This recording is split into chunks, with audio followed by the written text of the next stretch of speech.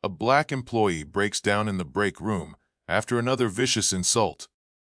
But her nightmare isn't over yet. Today's video follows an undercover black CEO who discovers a white female manager abusing a loyal black employee, and what he does next will shock everyone. You see, nobody will talk about this secret thing that they hide. But stay until the end because we will reveal it. Meet Jonathan Carter. He's not just another CEO. He's the proud owner of a nationwide soul food restaurant chain known as Southern Bites. A name that echoes across dozens of states, rooted in the flavors of Southern tradition. Despite his success and wealth, Jonathan never let status erase his memory of where he came from. Before the corner office, the suits, and the boardrooms, Jonathan was just a young black man working long hours behind a grill in a tiny diner in Birmingham. He still remembered what it was like to be overlooked, underestimated, and treated unfairly. That memory is what drove him to build Southern Bites, not just as a business, but as a safe space for people who looked like him.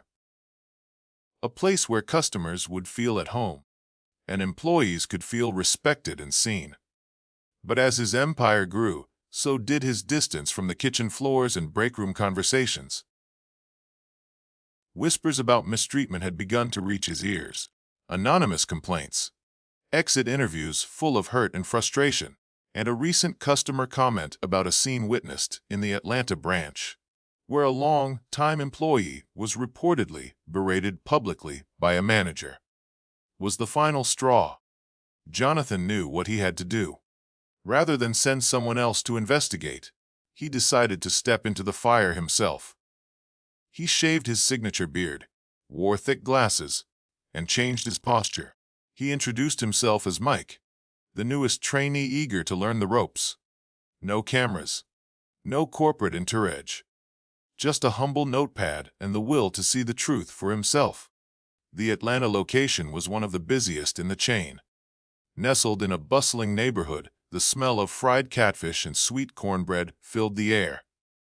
Jonathan, now Mike, entered the building with the awkward uncertainty of a new hire, deliberately masking his confidence. The staff was warm and welcoming at first glance. But it didn't take long for him to notice something deeply troubling. Lisa Thompson stood out from the moment he met her. A woman in her mid-30s with a bright smile and graceful manner. Lisa had a calm presence that customers seemed to gravitate toward.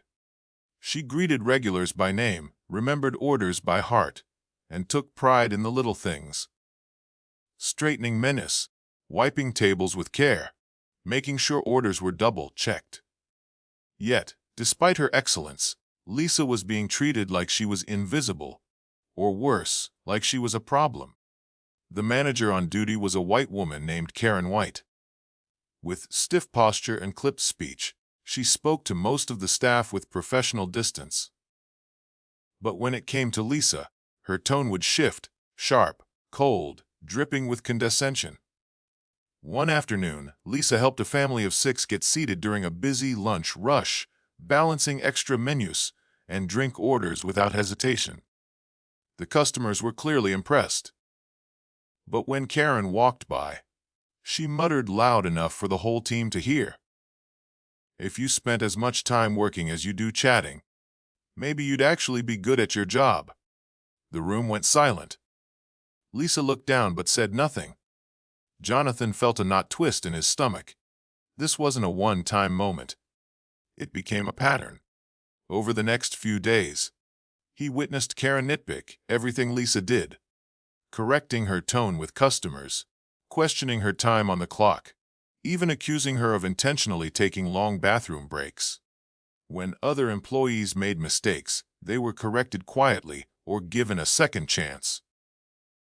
But when Lisa made even a minor error, Karen made sure to point it out in front of others. Jonathan quietly asked around. "She always got it out for Lisa," one young hostess said. "Lisa, don't ever say nothing. But we all see it." "You didn't hear it from me," another whispered. But Karen once told someone Lisa was lucky to even have the job.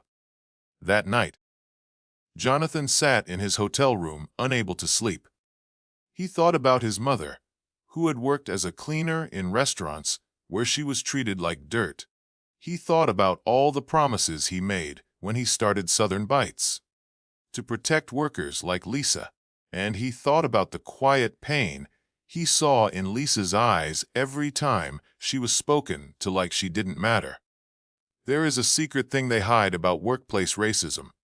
How often it hides behind smiles and policies.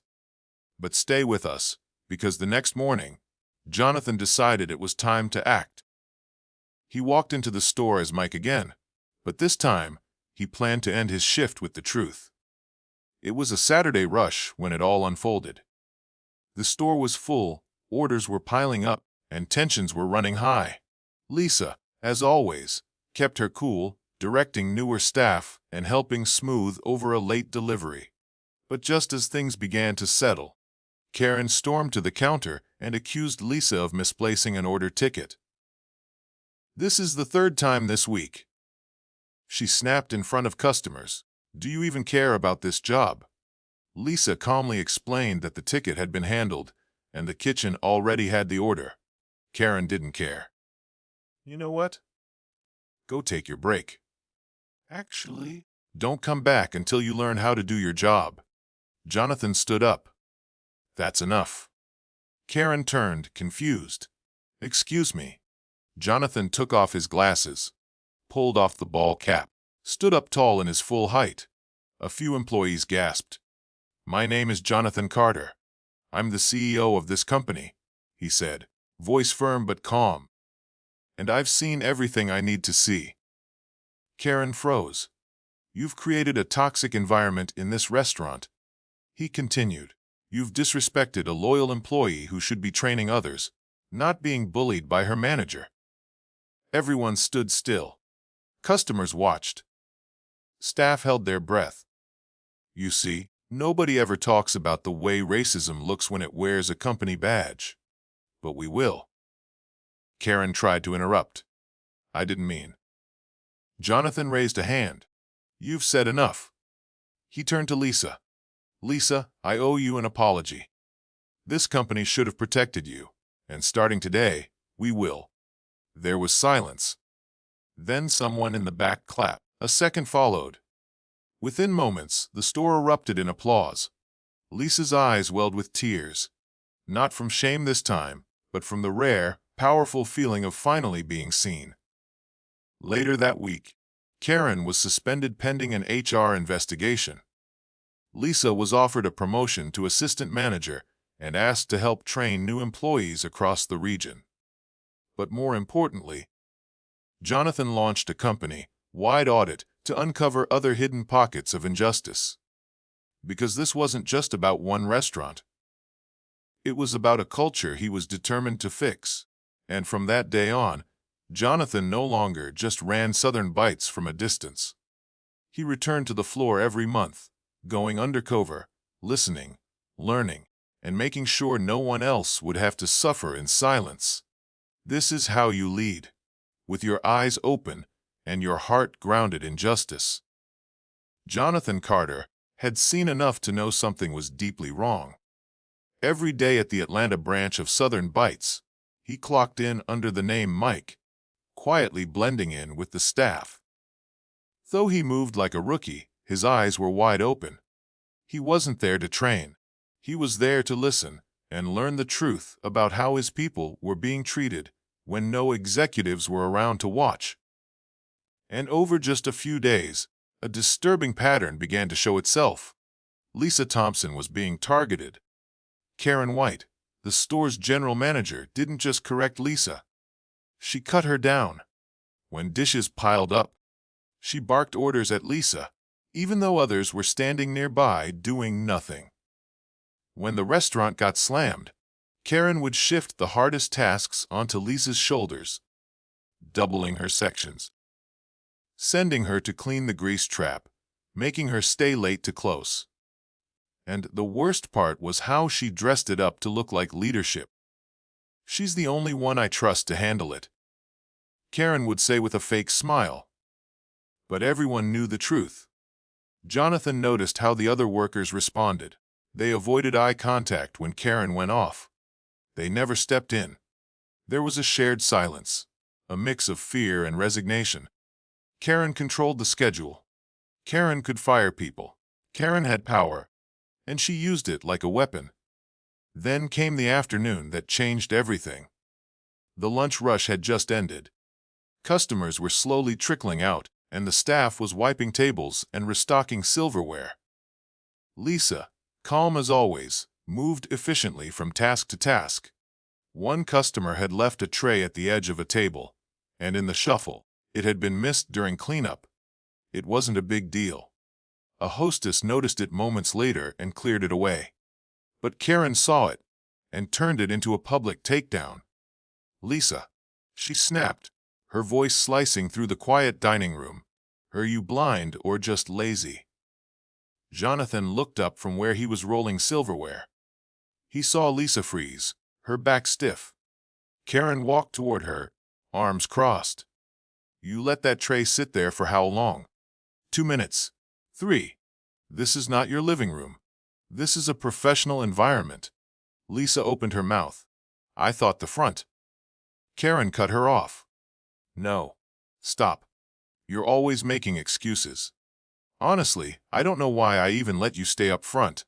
You're not built for customer-facing work. Maybe you belong in the back washing dishes. The dining room fell silent. Customers looked away, pretending not to hear. The staff kept their heads down. Lisa's lips quivered, but she didn't speak. She just nodded softly and walked to the back, shoulders slumped. Jonathan clenched his jaw. You see, nobody will talk about this secret thing that they hide. But stay until the end, because we will reveal it. He followed her a few minutes later. He found her in the break room, sitting on the edge of the couch, face buried in her hands. She wiped her tears quickly when she heard the door. You okay? Jonathan asked gently, staying by the doorway. Lisa looked up, trying to muster a smile. Yeah, I'm fine. Just tired. He nodded. I saw what happened. Lisa sighed. It's always something with her. If the salt shakers ain't full, it's my fault. If the register runs out of change, it's my fault. I come early. I stay late. I never raise my voice. But she always finds something to tear me down. Jonathan sat down across from her. Why don't you say something? File a complaint. Lisa gave a weak laugh. And then what? She's friends with the regional manager. They go golfing. I've seen it. If I speak up, I'll be labeled difficult. Then they'll find some reason to write me up. You know how it goes. Jonathan did know. He had once worked under people just like Karen. He had once been a young cook with no voice, too afraid to challenge the boss who smiled for corporate but snapped behind closed doors. And he also knew the cost of silence. He left the break room that day more determined than ever. But instead of confronting Karen on the spot, Jonathan did something better. He documented. He watched. He asked quiet questions. The next few days confirmed everything. Karen was creating a hostile environment, and everyone around her knew it. But no one dared step forward. One young line cook whispered. She fired a guy last month for asking to switch shifts. Said he was uncooperative. Another hostess said, she talks nice when corporate's on the phone. But once that call ends, she's different. Jonathan saw Lisa grow quieter each day. She didn't laugh as much. She stopped greeting people by name. Even customers asked about her. That woman. What's her name? Lisa. She all right? She looked down today. Jonathan knew she was breaking. Slowly. Quietly. And here's the thing nobody talks about on this subject. Racism in the workplace isn't always loud. It's not always slurs or violence. Sometimes it's a daily erosion of dignity. A slow suffocation. A tone of voice. An extra task. A lack of credit. A raised eyebrow. And it lives comfortably behind HR policies and smiling managers who know exactly how to weaponize the system. But what Karen didn't know Was that Mike? Wasn't just another trainee. That Friday, Jonathan showed up a little earlier. He wore a crisp white shirt instead of his usual trainee polo. The restaurant was buzzing. People were moving in every direction. He called a quick team meeting. Karen looked confused. "Mike, why are you calling?" "I'm not Mike," Jonathan said calmly. "My name is Jonathan Carter. I'm the CEO of Southern Bites." The room fell into stunned silence. Even Lisa, wiping down a counter nearby, froze. Karen's mouth opened but no words came out. Jonathan continued, turning toward the team. "I've spent the last week undercover in this restaurant because we received complaints about how some of our employees are being treated. And I have to tell you, I'm disappointed. Not just by what I've seen, but by what's been allowed to go on unchecked." Karen laughed nervously. "I think there's a misunderstanding." "There's no misunderstanding," he said firmly. "Lisa Thompson is one of the most dedicated team members I've ever seen in this company. And yet, she's been belittled, singled out, and harassed by her manager, right in front of customers and coworkers." Gasps. Whispers. He turned to Lisa. "I want to personally apologize. You should have been protected. And that changes today." Karen stepped forward. "I was just trying to maintain standards." Jonathan raised a hand. "You abused your authority. You humiliated a valued employee. And worse, you made others afraid to speak. That ends now." Karen was escorted to the office, where HR was waiting to begin a formal investigation. The staff gathered around Lisa, offering hugs and apologies. For the first time in days, she smiled. Truly smiled. But Jonathan wasn't done. In the following weeks, he launched an initiative to create safe reporting channels for employees, led a full audit of managerial conduct across all branches, and implemented anonymous employee feedback sessions. He didn't want another Lisa to fall through the cracks, because it was never just about one location or one bad manager. It was about accountability, about dignity, about never forgetting what it's like to be the one without a voice. And, from that day on, Jonathan kept his undercover badge tucked inside his desk drawer. A reminder that sometimes, real leadership means stepping into the shadows so that others can finally be seen in the light. The moment had come. Jonathan Carter stood at the front of the staff meeting, dressed in a sleek button-down shirt and dark slacks, a sharp contrast from the trainee uniform he had worn all week. Around him, employees gathered slowly, some confused by the impromptu meeting and others whispering to one another about the unusual energy in the air. Karen White stood near the door, clipboard in hand, eyes darting from employee to employee. She had no idea what was about to happen. Jonathan cleared his throat, and the room quieted. "Thank you all for joining me on short notice," he began, his voice steady, commanding. "This meeting was called under the pretense of a new company policy rollout. But that is not the only reason we are here." He paused. Every eye was on him. "My name is not Mike." The room gasped. "I am Jonathan Carter, the CEO of Southern Bites." A thick silence dropped over the staff like a heavy curtain. A few mouths dropped open. One employee whispered, "What?" Karen's face drained of color. Her grip on the clipboard tightened until her knuckles turned white. Jonathan continued, looking directly at her. "I came here undercover because of complaints we received. Complaints about mistreatment, about unfairness, about intimidation. I wanted to see with my own eyes if those complaints had merit." He turned his gaze to the entire staff. "And what I saw confirmed those concerns." Karen tried to collect herself, stepping forward. "Sir, if I had known you were coming, I would have ensured." "That's exactly the problem," Jonathan interrupted, voice calm but pointed.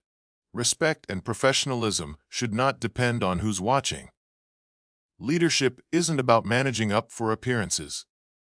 It's about managing down with integrity." He turned to face Lisa, who stood frozen among the staff, eyes wide. There is a special thing that you didn't know about Lisa, but we will talk about that later in the video. Jonathan looked back at Karen. I witnessed firsthand the way you spoke to her, the way you assigned her tasks beyond her role, the tone you used, the constant public criticism. I saw the fear in the other employees' eyes. I saw the silence, the retreat. That kind of culture does not reflect this company's values. Karen shifted her weight, her voice cracking as she tried to regain control. I was just trying to keep standards high. Lisa has a tendency to cut corners and take liberties. I was addressing it appropriately. Really? Jonathan asked. Then, why did I observe you assigning her triple the workload of others? Why did you publicly reprimand her for mistakes made by others? Why did you call her lazy, incompetent, and unfit for customer interaction? In front of guests. Karen hesitated. It wasn't personal. Everything about it was personal, Jonathan said. Your words, your tone, your treatment of Lisa was rooted in more than performance. It was a pattern. He walked across the room slowly, letting each word sink in. I've worked in every role in this company, from the fryer to the floor manager. I've dealt with stress, short staff shifts, difficult customers. But I have never seen someone consistently demoralize an employee under the guise of policy enforcement. What I saw was not discipline. It was discrimination. Karen tried again. With all due respect, sir, I'm just doing what needs to be done. This location is top performing under my management. And at what cost? Jonathan asked. Because what you failed to realize is that success measured only in dollars means nothing when the human cost is high. The question is not whether numbers look good. The question is, do your people feel valued, respected, and safe? Jonathan stepped forward again and turned to Lisa. And now, about that special thing nobody here knew. Lisa looked confused. So did the rest of the staff. You all know Lisa as the quiet one, the dedicated one, the one who never complains. But what you didn't know is that last year, Lisa was voted Employee of the Year across our entire Southeast region. Not just for her performance numbers, but for her compassion, her team leadership, and her customer satisfaction reviews. Her name is engraved on our wall of excellence at headquarters. Lisa's hand flew to her mouth. Her eyes filled with tears. Jonathan continued, voice full of emotion. You should have been mentoring her, Karen, not tearing her down. This woman is the kind of talent we build from. But instead, you made her question her worth every single day. He turned back to the rest of the staff. Let me be clear. This is not about one bad manager. This is about our culture.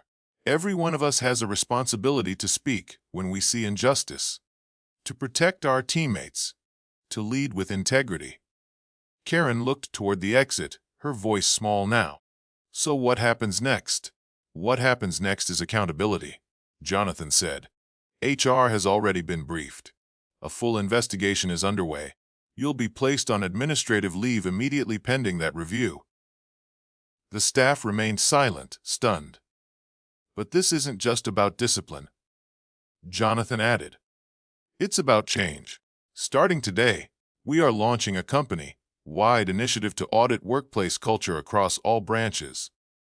Anonymous reporting tools, managerial reviews led by external professionals, and we're forming an employee leadership council. Lisa will be invited to join. The room broke into soft applause. Lisa stood frozen, overwhelmed. She had never imagined a moment like this, where truth was finally seen and justice spoke out loud. Jonathan turned toward her one more time.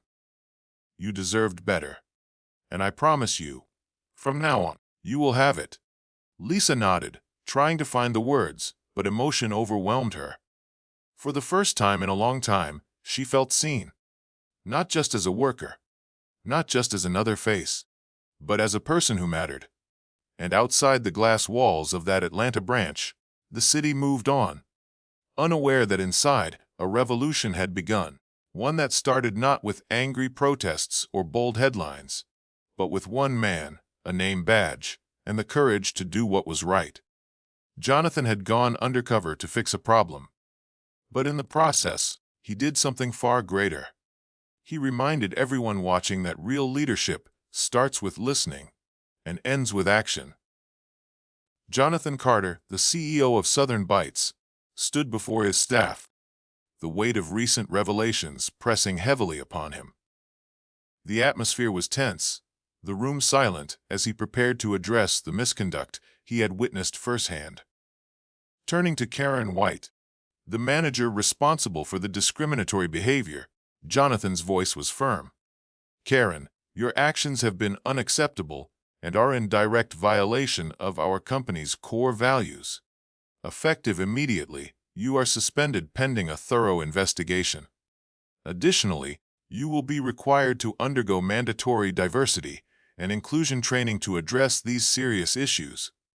Karen's face flushed, a mix of shock and embarrassment evident.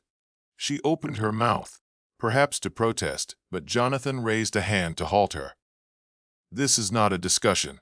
Our commitment to a respectful and inclusive workplace is non-negotiable." He then turned his attention to Lisa Thompson, the employee who had endured the mistreatment. "Lisa, I want to personally apologize for the behavior you've been subjected to. No one should have to experience such treatment, especially in a place that prides itself on community and respect." Lisa's eyes welled up, a mixture of relief and gratitude washing over her. The room remained silent, the gravity of the moment sinking in for everyone present. Jonathan continued, "Your dedication and resilience have not gone unnoticed. In recognition of your leadership qualities and commitment, I am promoting you to assistant manager. We believe in nurturing talent and ensuring that our team members are supported and valued."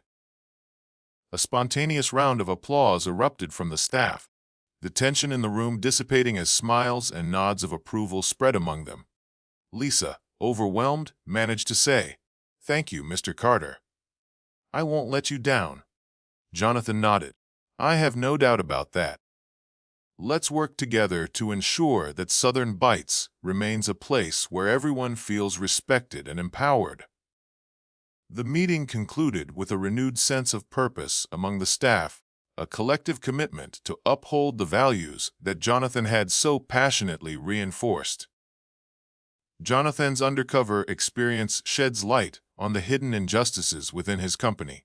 By taking decisive action, he not only addresses the immediate issue, but also sets a precedent for zero tolerance towards discrimination.